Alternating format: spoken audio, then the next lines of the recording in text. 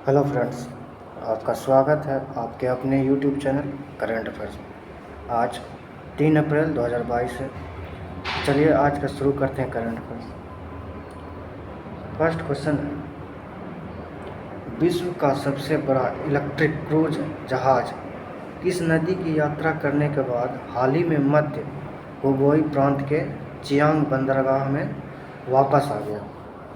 आज का ऑप्शन है हुगली नदी, सेकंड गंगा नदी, थर्ड कावेरी नदी एंड फोर्थ यामती नदी। तो इसका आंसर हो जाएगा यामती नदी। चलिए इसके बारे में थोड़ा एक्स्ट्रा डिटेल जान लेते हैं। विश्व का सबसे बड़ा इलेक्ट्रिक क्रूज जहाज यामती रिवर 3 गोर्जेस जो हाल ही में यामती नदी की यात्रा करने के बाद हाल में चीन के मध्य हुबेई प्रांत के येचांग में बंदरगाह में वापस आ गया। इस जहाज को 7500 किलोवाट आवर की विशाल आकार की समुद्री बैटरी द्वारा संचालित किया जाता है। अप्रैल 2022 में यह जहाज वाणिज्य परिचालन शुरू कर देगा, यानी कॉमर्शियल के थ्रू ये काम शुरू कर देगा। चलिए नेक्स्ट क्वेश्चन, हिंद महासागर नौसेना, सॉरी यहाँ नौसेना होना चाहिए, लिखा गया है नौसेना, नौसेना होगा यहाँ पे। समुद्र अभ्यास 2022 के पहले संस्करण का आयोजन अरब सागर और किस राज्य में किया गया है? ऑप्शन है आपके, first Kerala, second Maharashtra, C Goa and D Punjab. तो इसका आंसर हो जाएगा गोवा। चलिए इसके बारे में एक्स्ट्रा जान लेते हैं। हिंद महासागर नौसेना संगोष्ठी समुद्र अभ्यास 2022 के पहले संस्करण का आयोजन गोवा और अरब सागर में किया गया है। यह इसमें 24 देशों का संगठन है, जिसमें 15 ने इस अभ्यास में भाग लिया, पार्टिसिपेट किया। इस हिंद महासागर नौसेना संगोष्ठी की स्थापना 2007 में हुई थी और पहली संगोष्ठी जो 2008 में आयोजित की गई थी। यानी कि यह एक संगठन है IONS, जो जिसमें 24 सदस्य होते हैं। इस बार जो 15 ने पार्टिसिपेट किया और इसकी पहली आयोजन हुई थी 2008 में। चलिए नेक्स्ट क्वेश्चन, कोंकण रेलवे ने हाल ही में कितने किलोमीटर के मार्ग में 100% विद्युतीकरण कर लिया? ऑप्शन है, फर्स्ट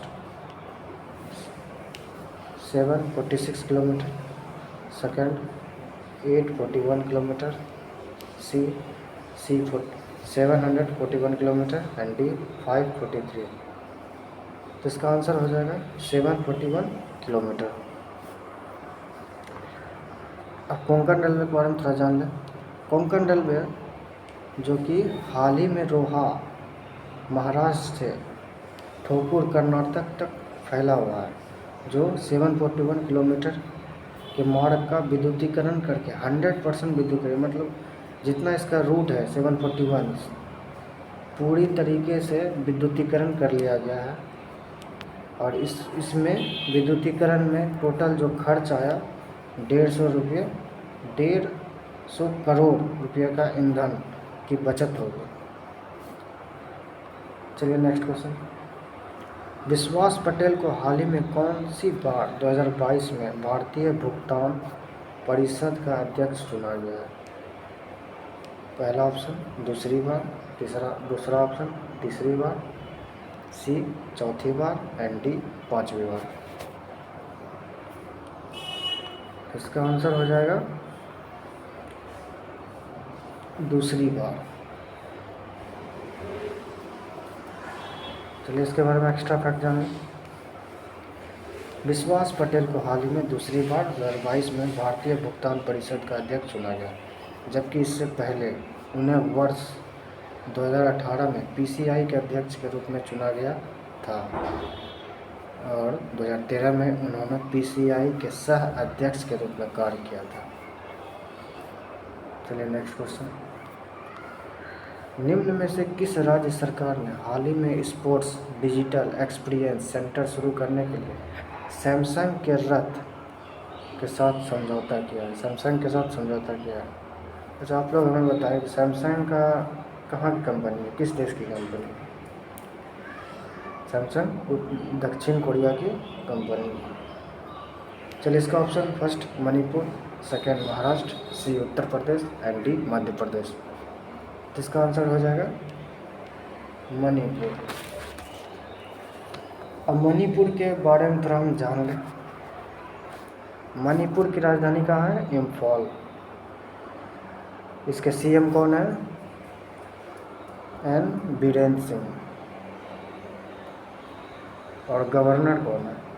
गवर्नर है एल ए गणेशन। चलिए नेक्स्ट क्वेश्चन देख लेते हैं। महाराष्ट्र के सीएम कौन है? उद्धव ठाकरे।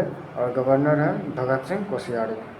उत्तर प्रदेश के जानते ही आप Yogi Adityanath and CM governor है आनंदीबेन पटेल। और महाराष्ट्र के सीएम का नाम क्या है?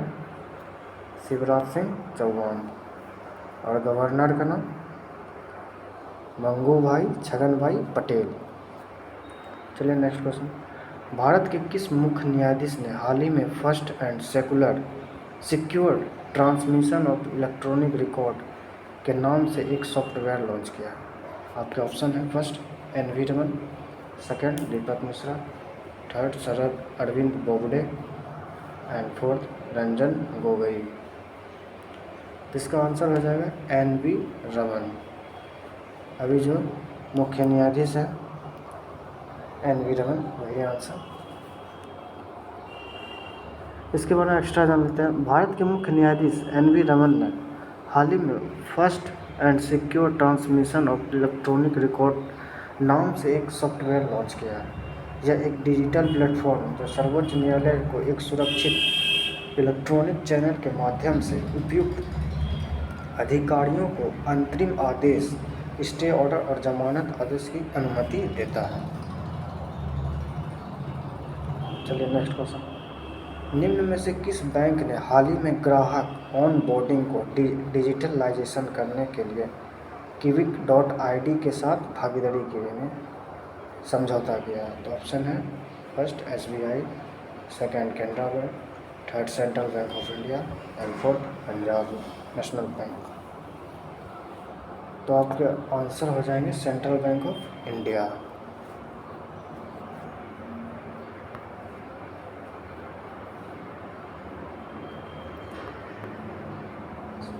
सेंट्रल बैंक, अब इसके बारे में थोड़ा एक्स्ट्रा जान लेते हैं। सेंट्रल बैंक ऑफ इंडिया ने हाल ही में निर्बाध ऑन बोर्डिंग लाना और पूरे भारत में ग्राहक को कुशल डिजिटल सुविधा प्रदान करने के उद्देश्य से ग्राहक ऑन बोर्डिंग को डिजिटलाइजेशन करने के लिए Quick.id के साथ भागीदारी की है।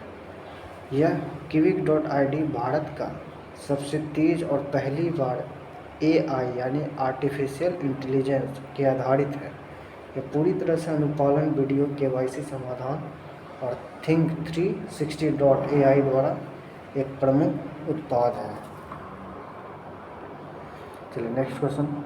हाल ही में अंतर्राष्ट्रीय बाल पुस्तक दिवस कब मनाया गया? ऑप्शन है 1 April, second 2 April, C 3 April and fourth 31 March. तो इसका आंसर हो जाएगा 2 अप्रैल। जैसे 1 अप्रैल को कौन सा डे मनाया जाता है? तो उड़ीसा का स्थापना हुआ था 1 अप्रैल को, यानी उस दिन उत्कल दिवस मनाया जाता है। यानी 1 अप्रैल को उत्कल दिवस मनाया जाता है, 2 अप्रैल को अंतर्राष्ट्रीय बाल पुस्तक दिवस मनाया जाता है और 31 मार्च को international transgender day of visibility day मनाया जाता है। चलिए नेक्स्ट क्वेश्चन। हाल ही में किस देश में आर्थिक संकट की वजह से सार्वजनिक आपातकाल लागू कर दिया गया? First Pakistan, second Sri Lanka, third Myanmar and fourth Haiti. तो इसका आंसर हो जाएगा श्रीलंका। अभी श्रीलंका की हालत बहुत ज़्यादा ख़राब हो चुकी है। वहाँ विदेशी मुद्रा भंडार बहुत कम हो गया है, समाप्त होने के कगार पे, इसीलिए वहाँ आपातकाल लगा दिया गया। हर चीज़ के दाम आसमान छू रहे हैं। श्रीलंका के प्रधानमंत्री का नाम क्या है और राष्ट्रपति का नाम? प्रधानमंत्री का नाम है महिंद्रा राजपक्षे और राष्ट्रपति का नाम क्या है? गोटबाया राजपक्षे। दोनों भाई हैं, दोनों भाई के सरकार चलाते हैं वहाँ पर। चलिए नेक्स्ट क्वेश्चन। हाल ही में एनडीए के नए कमांडेंट कौन बनाया गया? ऑप्शन है Gopal Sharma, B Ajay Kochhar, C Piyush Mittal and D, अच्छा 2 बार लिखा गया है, तो इसका आंसर हो जाएगा अजय कोचर। आज का लास्ट सवाल। हाल ही में भारत में सब्जियों का सबसे बड़ा उत्पादक राज्य कौन सा बना? ऑप्शन है Uttar Pradesh, second Bihar, third Madhya Pradesh and fourth Rajasthan. तो इसका आंसर हो जाएगा उत्तर प्रदेश। उत्तर प्रदेश के बारे में थोड़ा डिटेल जाना। यहाँ के राज्यपाल कौन है? आनंदीबेन पटेल। उत्तर प्रदेश के राज्यपाल हैं आनंदीबेन पटेल। मुख्यमंत्री हो गए आदित्य योगीनाथ, जो कि 22वें मुख्यमंत्री। यहाँ के उप मुख्यमंत्री केशव प्रसाद मौर्य। विधानसभा सीट अभी इम्पोर्टेंट हो सकता है क्योंकि हाल ही में चुनाव हुए हैं, इसीलिए ये इम्पोर्टेंट है। विधानसभा की टोटल सीटें यहाँ 403 है, लोकसभा की सीट 80 एंड राज्यसभा 30। तो आज का करंट अफेयर्स यहीं समाप्त होता है। इसी तरह आप हमारे चैनल पर बने रहें, प्रत्येक दिन करंट अफेयर्स पढ़ें तो इसी तरह आप हमारे चैनल पर बने रहें। पसंद आए तो ज़रूर लाइक करिए, शेयर करिए और सब्सक्राइब करिए और अपने स्टडी ग्रुप में एक बार ज़रूर शेयर करें। तो मिलते हैं नेक्स्ट वीडियो में, तब तक के लिए धन्यवाद।